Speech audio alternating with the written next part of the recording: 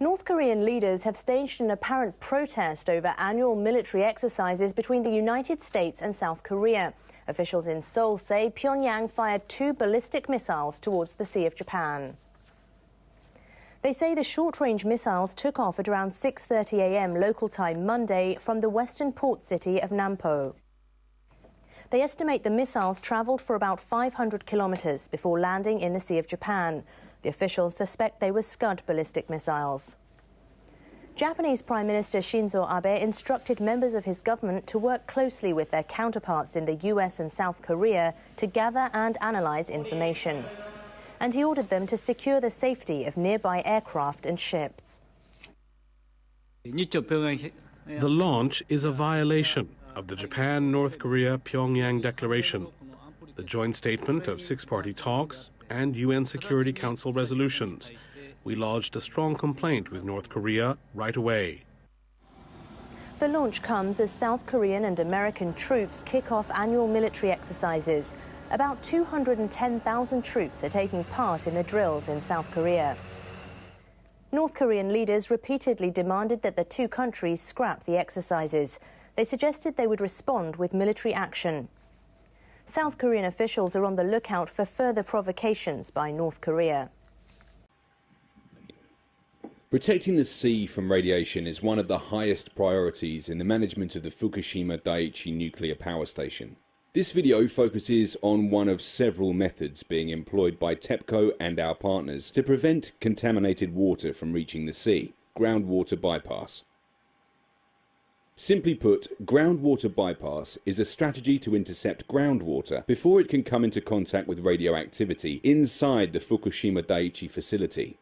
Water that is successfully intercepted and remains uncontaminated can be safely sent back on its way to the sea, protected from contact with any contamination. Intercepting and rerouting uncontaminated groundwater is important for 2 reasons. 1, it prevents that water from being contaminated with radiation. And 2, it reduces the burden on the Fukushima Daiichi facility to treat and store contaminated water. Storage takes up increasing amounts of space and can be vulnerable to leaks. Groundwater poses a challenge at Fukushima Daiichi for several reasons. First, as you can see in this photograph, the Fukushima Daiichi facility is located at the base of a hillside next to the ocean. Groundwater, like all water, runs downhill. As a result, rain that falls both outside the facility and inside the facility seeps into the ground and then runs downhill toward the sea. Ordinarily, this would pose no problem. But since the accident at Fukushima Daiichi after the March 2011 tsunami, groundwater that enters the facility may become contaminated either by coming into direct contact with the damaged nuclear fuel or by coming into contact with other contamination on the site. Today, some 400 tons of groundwater flows into the site buildings every day and becomes contaminated. As this contaminated water accumulates and must be stored on the site, the challenge of cleaning and managing the water grows significantly. The operator of the Fukushima Daiichi nuclear plant says it plans to add more storage tanks for contaminated water by the end of next March. It's a year earlier than the originally scheduled date. TEPCO will increase the capacity of the tanks to up to 800,000 tons by March 31st. Currently, tanks at the plant can store about 480,000 tons of radioactive water, but 90% of them are already full. It has been building additional tanks on the southern side of the compound to handle the buildup of contaminated water. The utility says it has accelerated the construction plan and it's now possible to transport prefabricated tanks from manufacturers by ship.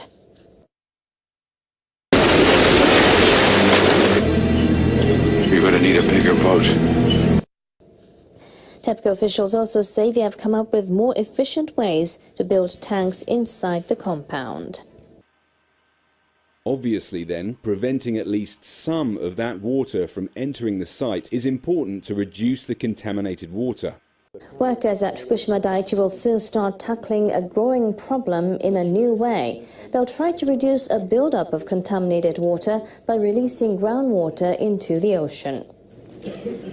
Officials with the government and TEPCO got the consent of fishery cooperatives. Plant workers will pump up groundwater before it gets contaminated with radioactive substances, then discharge it into the ocean. They'll start as soon as next month. Their task will slow a buildup of contaminated water that's stored on the site and hampering the decommissioning process.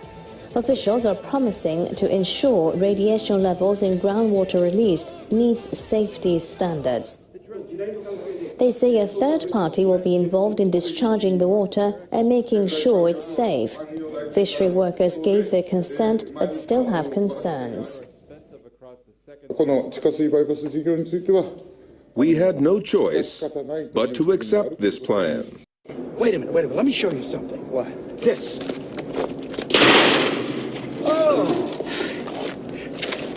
Oh, look, I don't want to hurt you. You don't? No.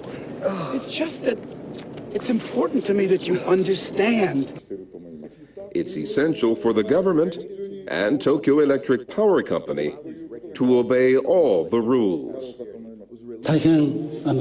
We are grateful to the Fisheries Federation. We'll do everything we've promised and try to gain the understanding of fishery workers.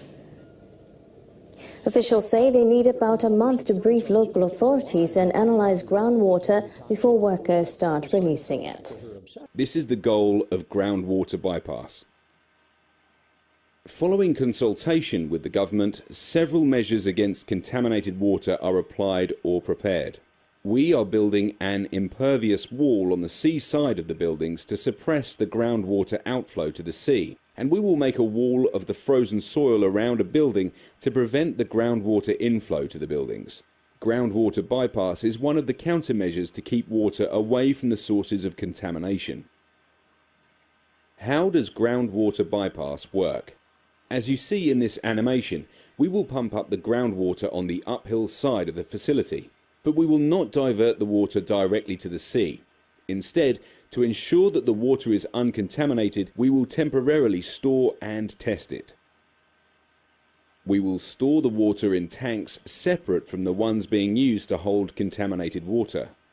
Why might this water be contaminated at all? Rainwater that seeps into the ground may carry some surface radiation with it. In most instances this is quite low, but TEPCO is committed to ensuring that this bypass water is discharged only when it is clean enough to return to the sea. Its standards are stricter than WHO guidelines on the drinking water. The results of those tests will be promptly posted on the TEPCO website. We felt that putting our users in mortal danger for a quick buck was the right move. Japanese people have always felt a strong connection with the sea, and the country has many aquariums. One of them offers people a unique view of the maritime world. It has just launched an interactive digital aquarium. NHK World's Akane Nakajima joins us live. Akane, what can you tell us? Hi, Catherine. I am at an aquarium located in Kamogawa, Chiba Prefecture. It is just a 2-hour drive away from central Tokyo. Now, it's home to more than 800 species. Now, this aquarium says more people are actually visiting during this month, and compared to last March, visitors are actually up 15%. You can see many people are here, actually, and we'll tell you why. Now, usually when you're thinking of aquarium, you think of a big tank filled with many different types of fish. But take a look at this. This 3D computer graphics reproduce a coral reef. The project manager of this aquarium says it's Japan's first interactive digital aquarium. It was launched in March.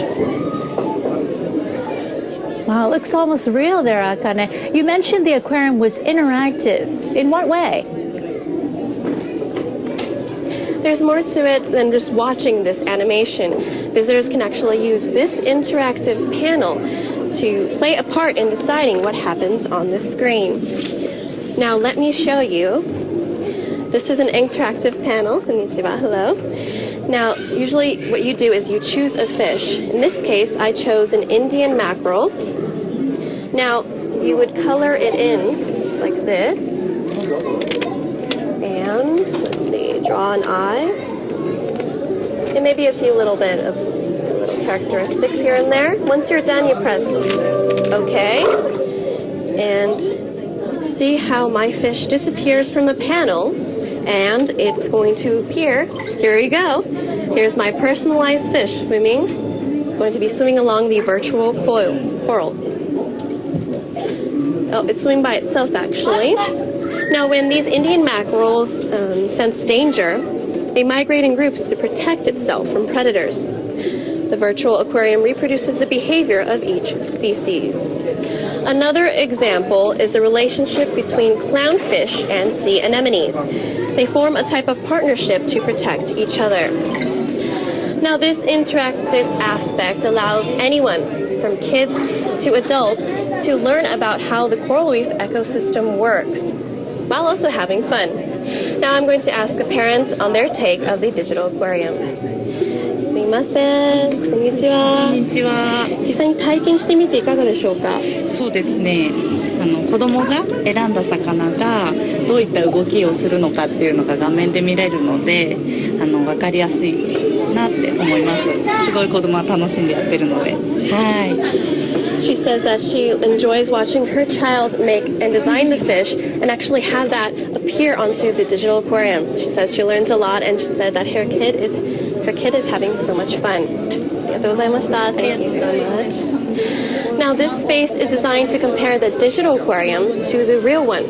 Here's the real-life version of the same environment.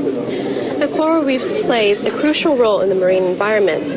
Climate change and other factors mean that they're in danger. Now, this interactive aquarium is fun, but the project manager also says that it has a serious purpose. Now, it makes people aware of the need to protect the marine environment. Back to you, Catherine.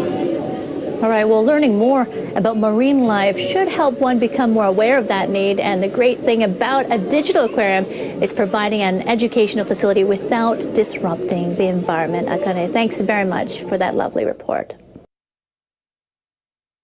So you think you've got problems?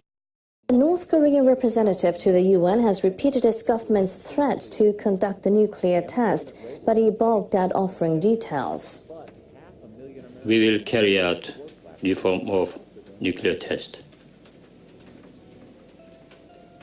But I recommend you to wait and see what it is. Lee Dong-il criticized the UN Security Council for condemning a North Korean ballistic missile launch. He called the Council's reaction unacceptable. And he said members should be discussing military drills the US and South Korea are conducting on the Korean peninsula. He said those drills are aggravating tensions. The Japanese government has issued an order to shoot down any incoming missile or debris as it anticipates a possible missile launch by North Korea. Defense Minister Itsunori Onodera issued the order to the self-defense forces on Thursday. North Korea launched 2 ballistic missiles toward the Sea of Japan on March 26th. The government says it will intercept any missile parts or related debris falling onto Japanese territory in the event of a further launch by the North. The Defense Ministry says the missiles the North fired last month appear to be either the Nodong that has a 1,300-kilometer range or an improved model of the Scud with a range of 300 to 500 kilometers. It says both missiles flew more than 600 kilometers. The government has not made it public that it issued the order. But sources close to the matter say the order will be effective until April 25th, the anniversary of the foundation of the Korean People's Army.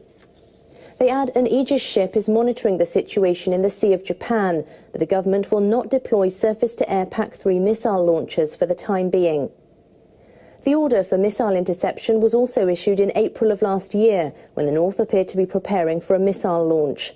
At that time, PAC-3 were deployed in some parts of the country, in addition to monitoring by Aegis ships in the Sea of Japan.